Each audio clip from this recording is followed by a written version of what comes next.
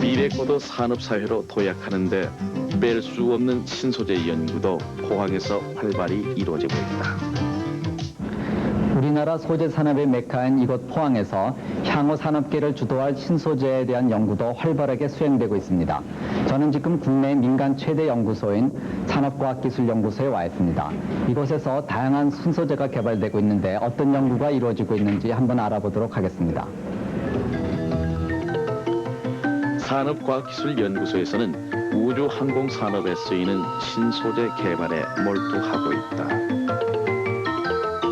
특히 우주항공산업에는 열에 강하고 가벼울 뿐 아니라 강도가 높으면서도 늘어나는 성질을 가진 초소성 재료가 반드시 필요하다. 항공기용 재료를 개발하고 계신 걸로 알고 있는데요. 어떤 연구를 하고 계신지 설명해 주시죠. 네, 저희 우주항공재료연구센터에서는 네. 크게 두 가지로 나눠서 연구를 하고 있습니다. 네.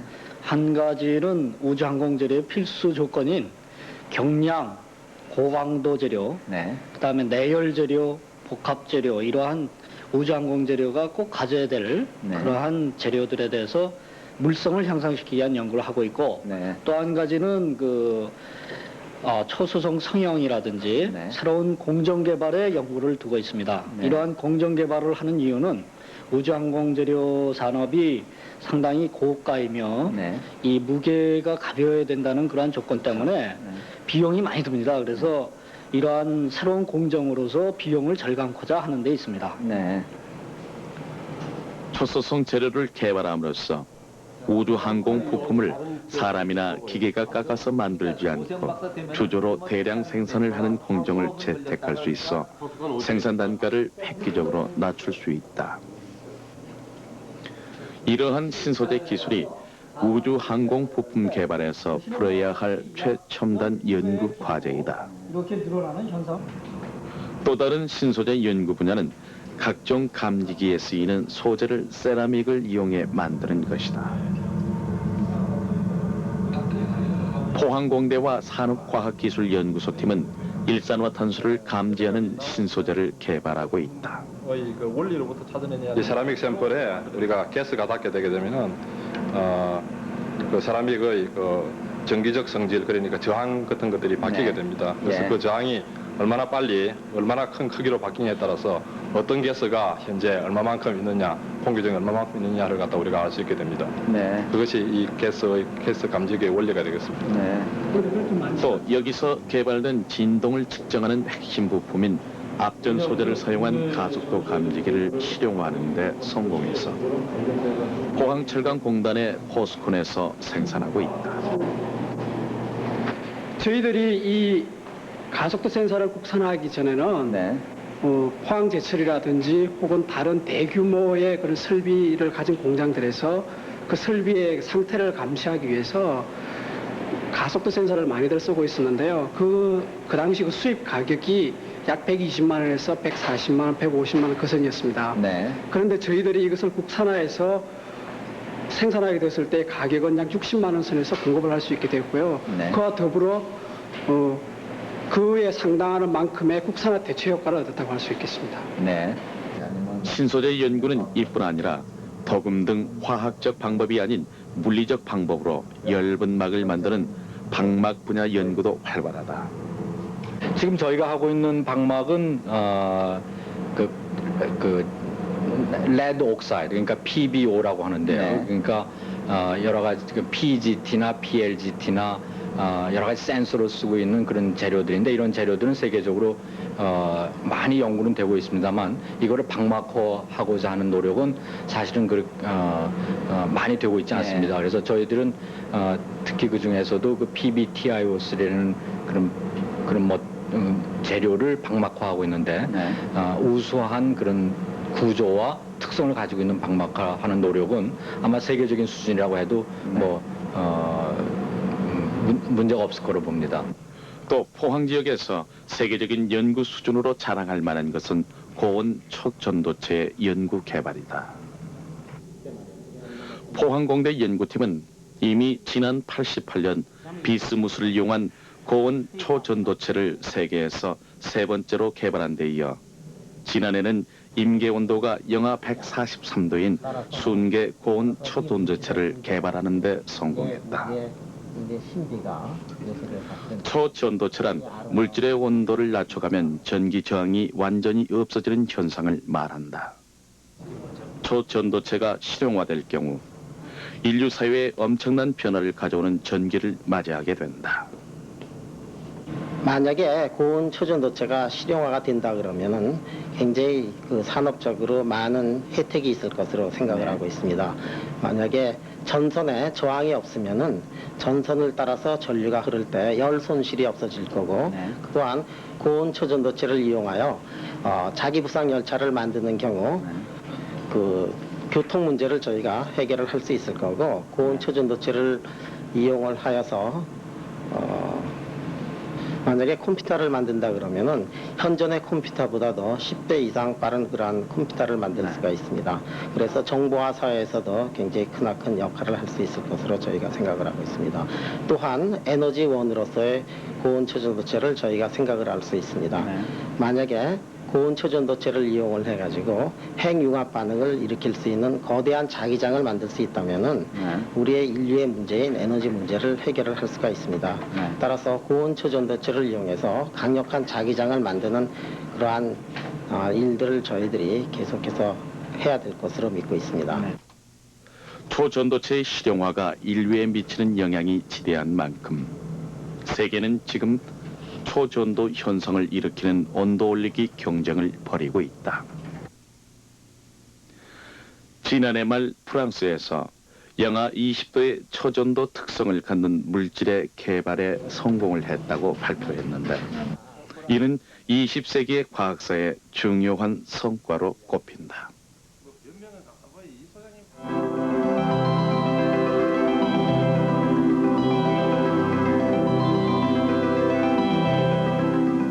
(21세기를) 주도할 또 하나의 첨단 산업은 유전공학 등으로 많이 알려진 생명과학 분야이다. 아직까지 연구가 초보 단계로 볼 수 있는 생명과학의 기술 개발과 산업화는 미래의 인류 사회를 풍요롭게 하는 계기가 된다. 여러분은 현대의 흑사병이라고 불리우는 에이즈에 관한 얘기를 많이 들어보셨을 겁니다. 바로 이곳 포항공대 생명과학과에서 에이즈 바이러스에 관한 연구가 이루어지고 있습니다. 그 외에도 C형 간염을 위한 백신 또는 그 식물의 유전자 조작을 통해서 농약을 사용하지 않고도 병충해에 강한 그런 농작물을 만드는 연구도 수행되고 있습니다. 생명과학은 그게 인류의 질병 치료를 위한 의학 개발과 식물 연구의 농업 분야, 그리고 공해 문제 해결을 위한 환경 분야 등으로 나누어진다. 이제 생명과학이 여태까지는 완전히 그 기초과학으로서만 역할을 해왔었죠. 근데 이제 그 금세기에 들어오면서 이제 이것이 실제로 우리 인간 생활에도 도움이 된다는 걸 사람들이 발견하기 시작했죠. 그것이 이제 방향은 이제 세 가지로 크게 볼 수 있는데, 하나는 이제 의학 분야, 그러니까 사람의 건강과 관련된 여러 가지 문제죠. 이 사람의 질환 연구, 그 연구를 하다 보면 진단, 치료, 기술, 약품 개발 이런 게 있죠. 굉장히 활발한 분야죠. 다른 한 분야는 이제 농업과 관련된 분야죠. 요거 최근에 문제가 많이 되고 있습니다만, 예를 들면 그 쌀의 품종을 개량한다든가 생산 단가를 낮추게 만든다든가, 또한 가축 개량해서 고기 질을 높인다든가 이런 문제들이 또한 중요한 문제로 대두되고 있고요. 그리고는 이제 끝으로 최근에 환경 문제, 환경 속에서 생명과학이 어떠한 역할을 할 것인가, 이런 연구들을 또 활발히 진행하고 있습니다. 따라서 생명과학 연구는 인류에게 많은 혜택을 줄 수 있는 분야여서 전 세계에서 활발한 연구가 이루어지고 있다. 포항에서는 또 세계적으로 퇴치법 개발에 골머리를 썩히고 있는 에이즈 치료제와 C형 간염 백신 개발을 위한 연구가 진행되고 있다. 현재 저의 연구실에서는 간암을 일으키는 C형 간염 바이러스와 에이즈를 일으키는 HIV-1A에서 야기되는 질병을 치료하기 위해서 치료제 개발뿐만이 아니고 진단 및 예방을 위해서 백신 개발을 위해서 연구를 하고 있습니다. 이러한 연구를 통해서 생명과학의 발전뿐만이 아니고 포항 및 인근 지역 주민들의 의료 복지에 도움을 주고자 노력하고 있습니다. 에이즈와 C형 간염 바이러스 연구를 위한 배양실은 냉동 시설이 갖춰져 있는 등 완벽한 시설이 되어 있다. 지금 저희 실험실에서 하고 있는 것이 그럼 HIV 같은 경우에는 그런 바이러스의 복제를 억제할 수 있는, 그러니까 에이즈의 치료제가 되겠죠. 그런 것을 개발하고자 하는 그런 연구가 지금 진행되고 있고, 이 실험실에서요. 그다음에 헤파타이티스 C 바이러스 같은 경우에는 거기에 있어서 이제 백신 개발을 지금 저희가 시도를 하고 있습니다. 그래서 거기에 필요한 여러 가지 바이러스를 다루는 일을 이 실험실에서 지금 진행을 하고 있습니다. 이곳에서는 또 동물의 유전자 조작 연구가 진행되고 있다.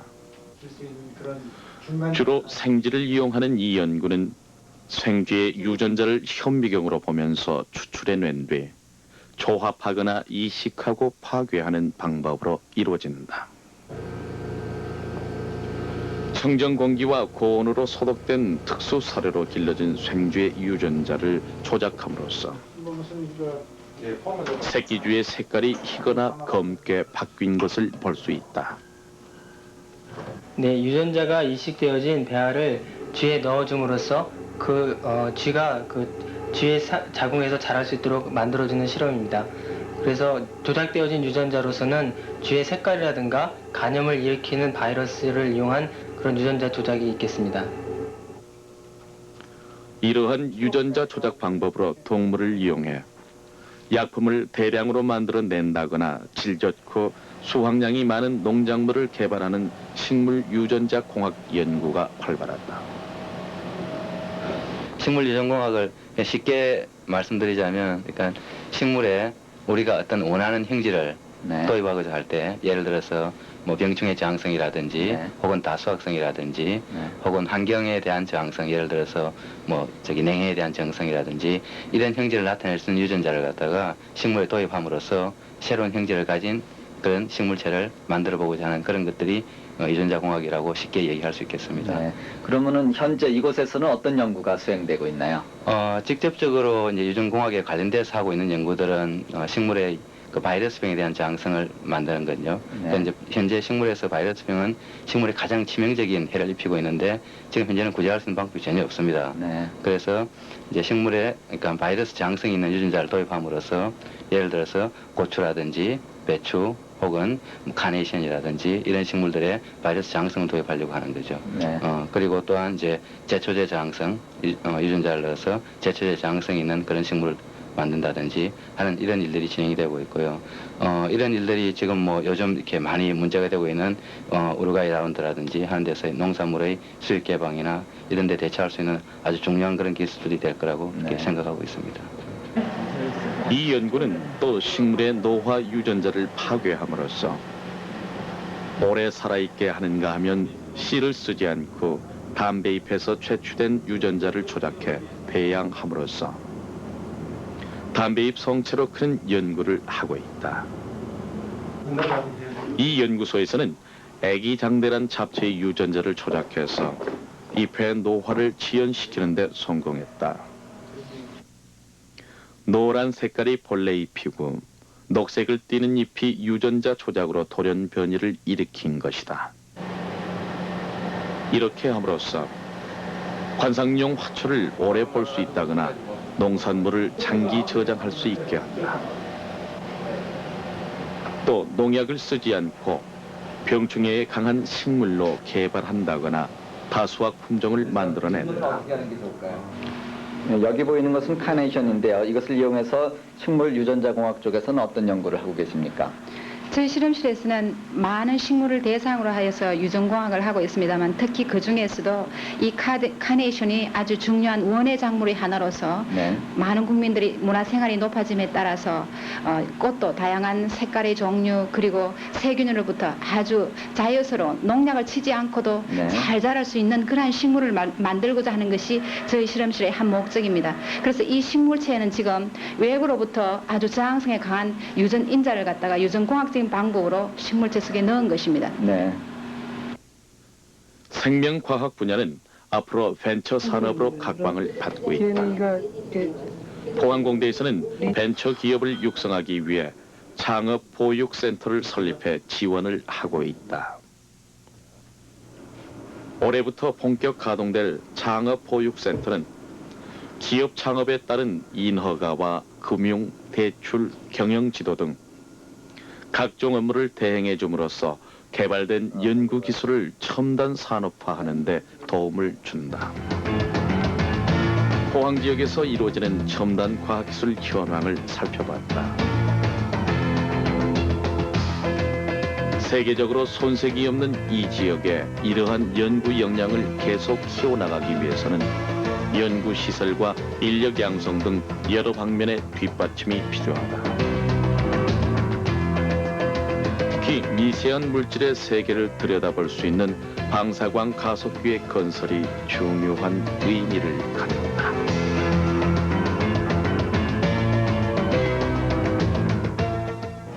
저는 지금 방사광 가속기 건설 현장에 와 있습니다. 우리가 작은 것을 보기 위해서 현미경을 쓰듯이 더 작은 것을 보기 위해서는 전자현미경을 쓰고 있습니다. 그러나 더 작은 분자 규모까지 보기 위해서는 엑스레이를 이용한 현미경이 필요하게 됩니다. 이 방사광 가속기는 거대한 엑스레이 현미경이라고 볼 수 있겠습니다. 방사광 가속기는 전자가 클라이스트론에서 발생된 고주파를 타고 선형 가속기를 통과함으로써 20억 전자볼트로 가속된 뒤에 둘레 280m의 저장링을 돌면서 발생하는 여러 가지 빛을 이용해 전자 현미경으로도 볼 수 없는 미세 물질의 구조를 사진으로 찍을 수 있는 시설이다. 예, 포항 가속기 연구소에서 현재 금년 말을 목표로 짓고 있는 방사광 가속기는 한 말씀으로 표현하면 빛 공장이 되겠습니다. 전자총에서 가속된 전자가 150m의 선형 가속기를 지나서 20억 전자볼트까지 가속이 돼서 다시 280m 원둘레의 저장링에 들어가게 되면 전자는 궤도 운동을 할 때마다 매우 강력한 방사광이라는 빛을 발생하게 됩니다. 이 빛을 이용한 모든 연구 및 산업계의 응용이 바로 이곳인 방사광 가속기 연구소에서 이루어지게 되겠습니다. 이런 원리를 이용한 방사광 가속기는 물리학이나 의학은 물론 반도체와 생명과학 신소재 개발 등 쓰이지 않는 연구 분야가 없을 정도로 중요한 시설이다. 일본과 미국, 프랑스에 이어 네 번째로 규모가 큰 포항 방사광 가속기는 1,600억 원의 사업비가 투입됐다. 방사광 가속기가 완공돼 본격 가동에 들어가면 국내뿐 아니라 외국의 많은 과학자들이 이곳을 찾아 연구를 하게 된다. 추후에 이런 모든 시설을 충분히 쓸 수 있게끔 방사광관이 대략 30개 이상의 설치가 되면은 이동 인구만 해도 대략 1,000명 이상의 연구원들이 포항 지역을 다녀갈 것으로 여기고 있습니다. 이러한 연구 인력과 시설을 갖춘 첨단 지식 산업 도시로 발전하는 데는 연구 인력 양성과 산학 협동 연구, 문화, 교육 시설 등 사회적 기반 여건을 갖춘 테크노폴리스의 건설이 필수적이다. 세계는 지금 다가올 지식 산업 사회에 대비해 미국과 일본, 프랑스 등 선진국을 중심으로 테크노폴리스 건설에 열을 올리고 있다. 2차 대전 후에 프랑스가 그 전쟁에서 많은 피해를 보고 그 인류 국가로 다시 부흥하기 위해서 드골 대통령은 프랑스가 자랑할 수 있는 기술을 몇 가지를 특별히 중점적으로 지원을 했습니다. 그 중에 하나가 항공기술, 그 다음에 육상교통, 다시 말하면 떼제베가 그거에 결과입니다. 그리고 원자력 발전 등에 있어서는 프랑스가 세계적인 인류 국가가 되었습니다. 따라서 우리도 그와 같이 하기 위해서는 프랑스의 본을 받아서 프랑스는 그러한 것을 발전시키기 위해서 각 지역의 그 테크노폴리스 등을 집중적으로 지원을 했습니다. 따라서 우리 포항에 그러한 테크노폴리스가 발전이 돼가지고 앞으로 21세기에 필요한 그 첨단 과학기술을 많이 개발을 하고 그것을 사업화하고 이렇게 되면은 앞으로 포항은 21세기에 있어서도 세계적인 그런 중심 도시가 될 수 있는 가능성을 충분히 가지고 있다고 생각됩니다. 일본의 경우 전 국토를 고도 첨단 과학기술 단지화한다는 기치 아래 28군데 테크노폴리스를 건설하고 있다. Europe, Laval, Sofia, Antipolis, and the Louvain-la-Neuve are noted research centers. 중화공업 시대에서 공단의 역할이 중요하듯이 지식산업 시대에서는 테크노파크의 역할이 중요하게 됩니다. 실리콘밸리나 불란서의 소피아 안티폴리스 테크노파크가 성공적으로 운영된 이후 세계 각국은 지금 테크노파크 건설에 열을 올리고 있습니다. 일본 같은 경우는 전 국토의 고도 첨단 기술화라는 기치 아래 지금 28개의 테크노파크를 만들고 있고 지금 대만에서는 신추 사이언스 파크를 만들고 있습니다. 우리도 이러한 지식산업 시대의 경쟁력을 갖기 위해서는 사회적 기반 구조로서 테크노파크 건설이 절실히 필요한 이때입니다. 지금까지 살펴본 바와 같이 포항에서 이루어진 이러한 연구와 그동안 이루어진 사회적 기반 구조, 다시 말해서 포항공대 산업과학기술연구소 또는 가속기연구소 같은 것들을 바탕으로 우리가 어느 지역보다 유리한 여건을 가지고 테크노파크를 만들 수가 있습니다.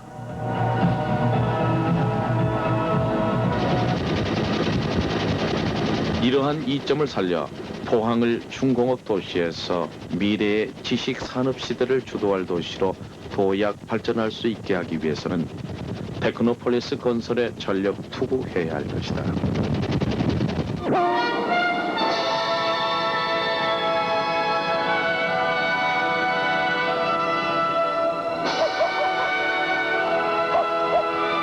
갑술년 새해 아침 영일 만에 짙게 깔렸던 어둠이 찬란한 태양에 밀려나가는 것처럼 국경 없는 무역 전쟁도 경제 블록화 정책도 고도 첨단 기술 앞에는 결코 장애가 될 수 없을 것이다. 꿈을 가진 민족만이 미래를 기대할 수 있다고 합니다. 다가올 지식산업 시대에서 포항이 또다시 한번 주요한 역할을 하기 위해서는 포항시, 시의회, 지역 상공인, 포항제철 등이 시민의 뜻을 모아서 다시 한번 우리의 꿈을 이루어야 되겠습니다. 첨단 과학기술은 어려운 것이 아닙니다. 그 기술을 활용을 해갖고 우리가 국토의 균형 발전과 고용 창출, 지역경제 활성화 등을 이루기 위해서는 우리의 꿈을 실현할 수 있는 우리의 의지가 중요하다고 생각합니다. 포항 시민들이 다시 한번 꿈을 갖고 의지를 결집할 때 우리의 미래는 보다 더 활기찬 그러한 것이 약속되리라고 생각합니다.